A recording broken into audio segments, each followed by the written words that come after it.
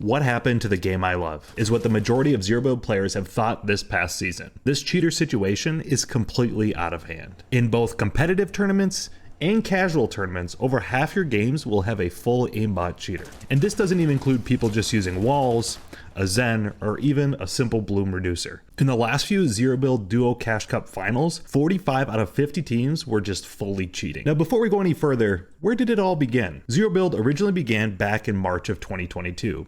It was initially a meme, but it was added as a permanent mode in April of 2022. It was a mode where people who loved Fortnite could just play it as a simple Battle Royale FPS. And that way, they didn't have to maintain a high level of mechanical skill that builds requires. In those days, if you were cheating, you were quickly identified and banned. Cheating started to become more and more common though during Chapter 4 Season 4. With Zero Build Squad Cash Cups, some of the top teams were just rage hacking their way to winnings. And things continued to progress and be bad in the Fortnite OG season. And every season of Chapter 5 has had more and more cheaters. People just started to see that there were no consequences for their actions, meaning more and more people were willing to buy and try cheats, and some people were getting them just to keep up with the competition. Now this begs the question, where is Epic? Now the thing that I have found particularly shocking and frankly unacceptable is the lack of communication from Epic Games. There has not been a single acknowledgement that cheating has become such a widespread issue.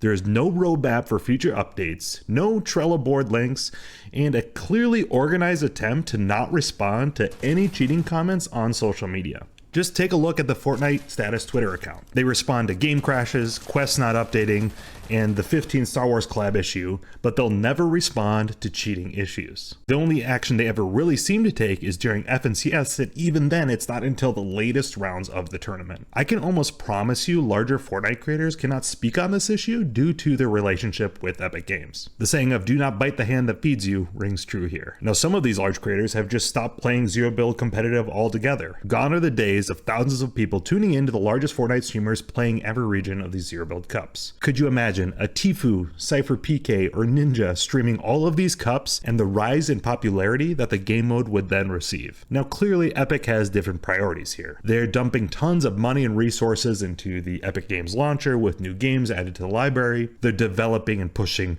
creative maps, adding things like Fortnite Lego, Reload, and the latest brand collab. I mean, after all, Fortnite is now 7 years old. Perhaps they're just trying to push the competitive audience out, so they just simply have to maintain the machine for a more casual player base. Because you cannot tell me that a company that's valued at $32 billion does not have the resources to update the anti-cheat system. Now, I want to talk a little bit about solutions and just generally the mentality towards cheating. I think if you cheat, this is morally and ethically wrong. You're stealing the chance that someone has to experience what this great game has to offer. Now, that might sound altruistic, but I think it's true.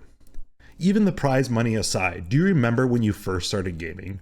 The fun, the competition, the chance to win a game. You're robbing other players of these experiences. You may just roll your eyes now, but I promise you, as you grow older, you'll realize the moral and ethical implications of this. Now, if you are, quote, older and still cheat, you need more help than I can offer you here. I also take particular issue with if you cannot beat them, join. You're only amplifying the problem. I also want to hold accountable the larger content creators and other well-known competitive players that knowingly play with cheaters.